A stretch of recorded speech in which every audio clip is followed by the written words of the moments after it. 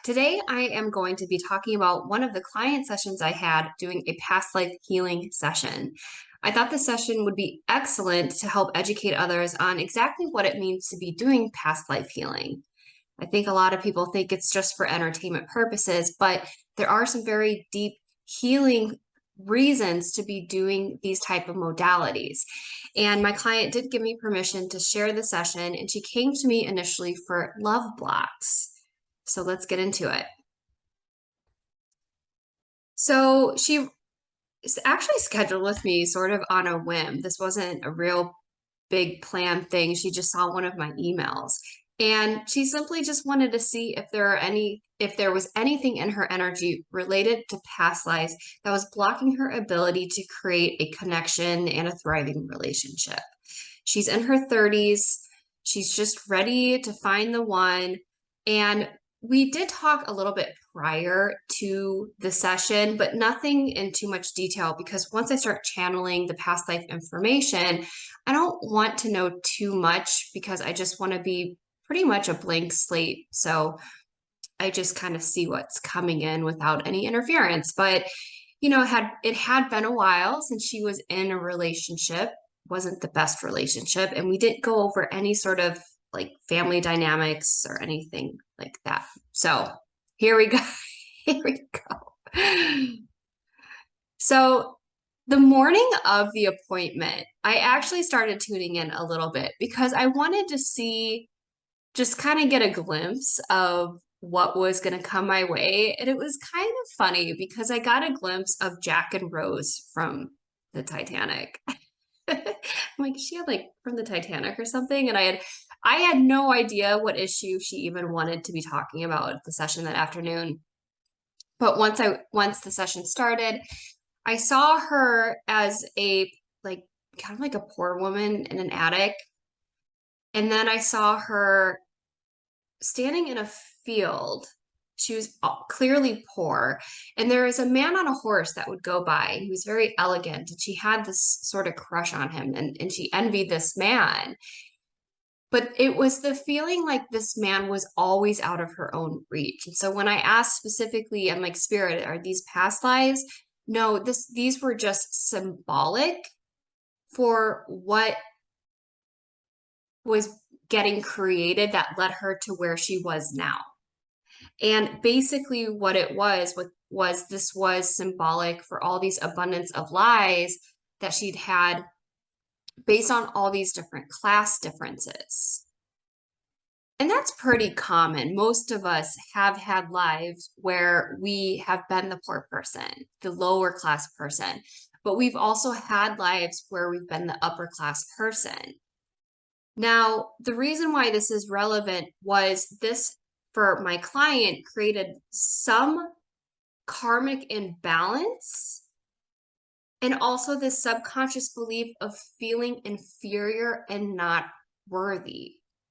So this was a pattern that she was experiencing in all these different lifetimes. And this specifically is hindering her ability to create that authentic connection that she's looking for.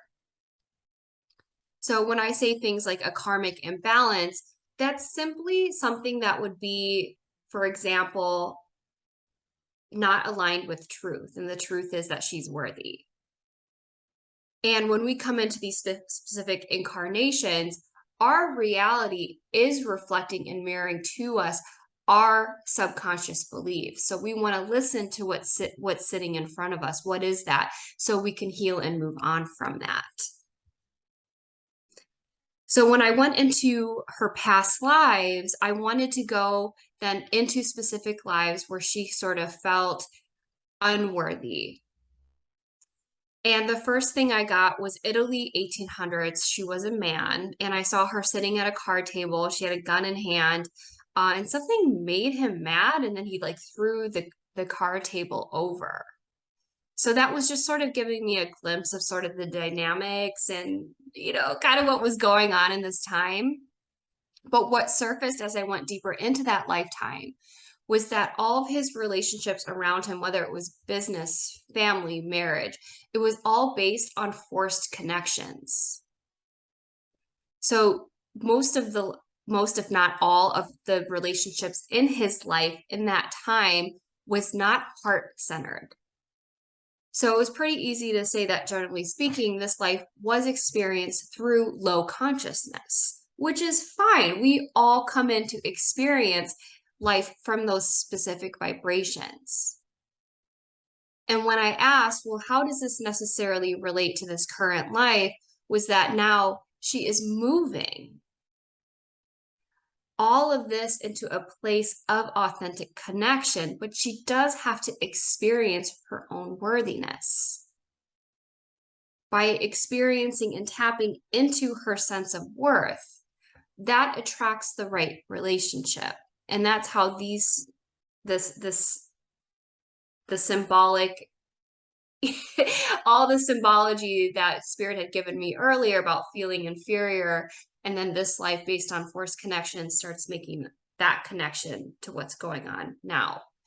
Now, in this next life, I just want to give you a quick warning. This is a bit of a trigger warning. It's a little bit of a dark situation that does deal with the death of a baby. So if this stuff bothers you, you might not want to watch.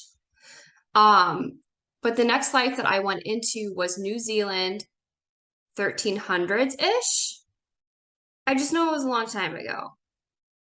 And basically what I was getting, that she was a woman. And at that time, you know, women were just seen differently, or for some reason, she was basically married off, traded into this different village, basically to have a baby. So again, this is sort of reflecting that inferior feeling that she's carrying with her throughout these different incarnations. So what happened and what I saw was kind of crazy. She's like standing over this waterfall and she drops this baby into the waterfall. Like I could not believe I could not believe what I was watching. I'm like, what? And I did like triple, quadruple check with spirit. I'm like, okay, am I saying this right? Because I really don't want to like bring this to the client if I'm just like not saying this correctly. But I kept getting the same image over and over again.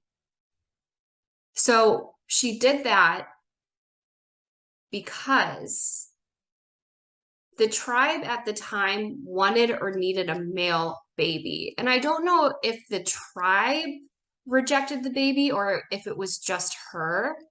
I'm not clear on that, but it kind of didn't feel super relevant. But she throws this baby down the waterfall, and she now carries some level of guilt doing that. But in that lifetime, she not only did it because of the rejection from the tribe, but she just knew that this baby was not going to live a good life. And she did, on some level, feel like she was doing it a favor. So now, again, that lifetime is reflecting not only feeling inferior, but there's a level of unworthiness also from not being able to birth a baby boy. So it's interesting that it has nothing to do specifically with romantic relationships, but that very emotion can get reflected and played out in all these different ways in our lives throughout these different incarnations. And that is sort of the root of all of what's going on right now. And when I asked, I did ask spirit, I'm like, okay, so that baby spirit, I kind of felt like it was still, he or she was still around. And I got a yes. And I got that this soul came in as the younger sister, and I had no idea if she had a younger sister at all, and no idea, no background info on siblings. And when I asked her if she had a baby sister, she said yes. So I thought that was really cool.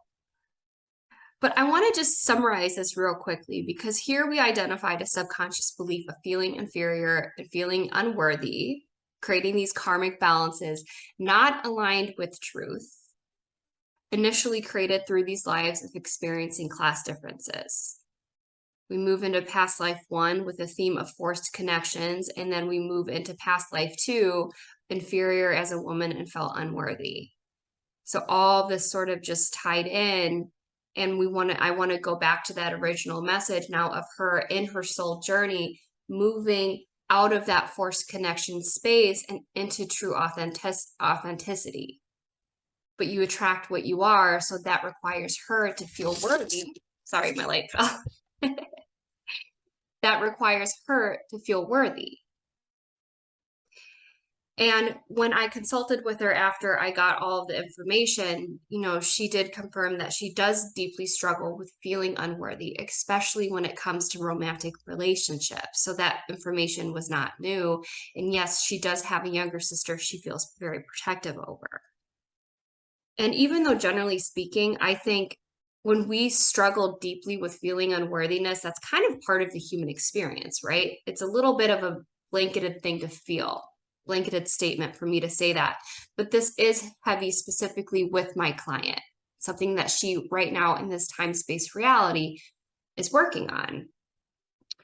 So, her healing next steps, we did release these lives.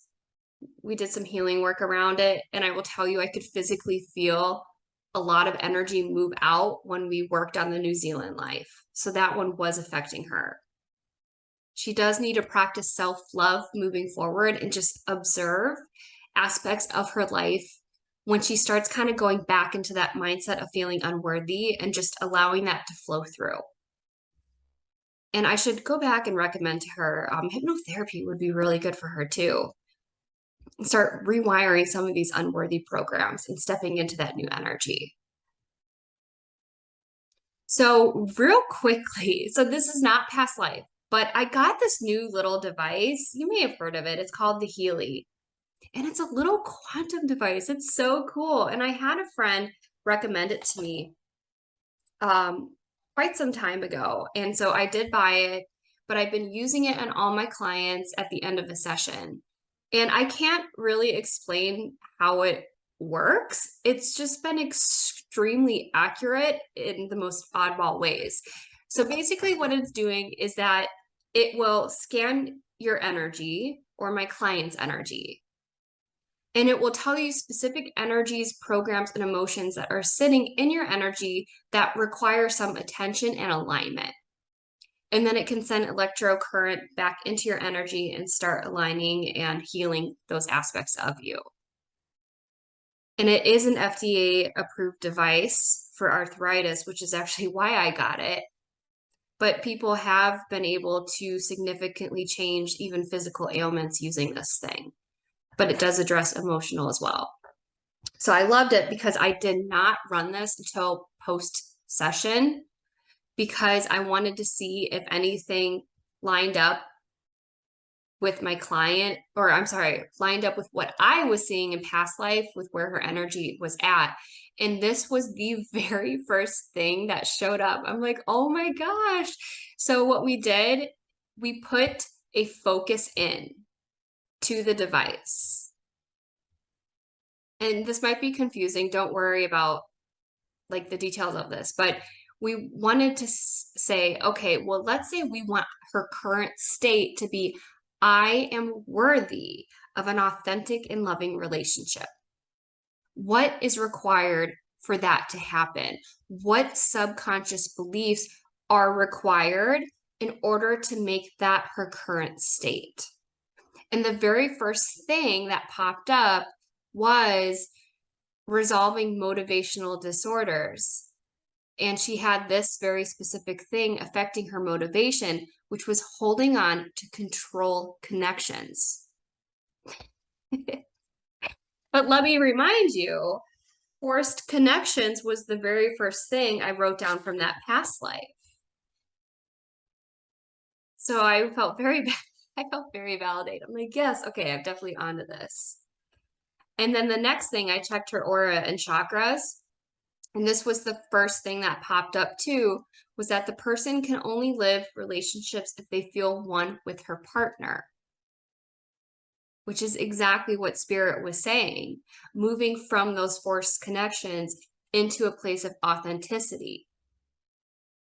So she is understanding and realizing and feeling this present state that she can only be in a thriving long-term relationship as long as she feels one with them. So she is aware of that, and that's showing up in her energy, which is awesome. So yeah, that was our session yesterday. I find this work fascinating. I never know what's going to show up with any of my clients. And every session has been different at some capacity. Things in our current physical reality almost always have some level of past life connection to them, but in ways that we wouldn't expect. So even though she came to me specifically for love blocks, you may have noticed that none of the lives were specific about like heartbreak or past relationships. It comes down to an underlying belief and emotion. And in this case, it was unworthiness and inferiority. So I wanted to share that with you. Thank you so much to this client for allowing me to share this. I think there is so much to educate others with this session. So I appreciate that. But I will leave my links below. If you are interested in scheduling a session with me, absolutely, I will be happy to get you on my calendar, and I hope to see you soon.